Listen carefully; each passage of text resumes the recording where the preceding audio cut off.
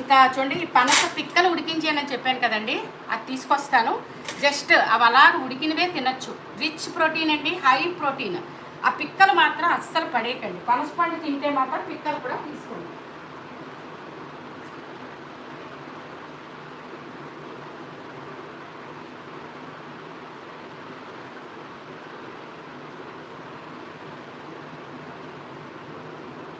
just కుక్కర్లో మనం చూడండి ఇలాగా నేనైతే ఆ పనస పిక్కలు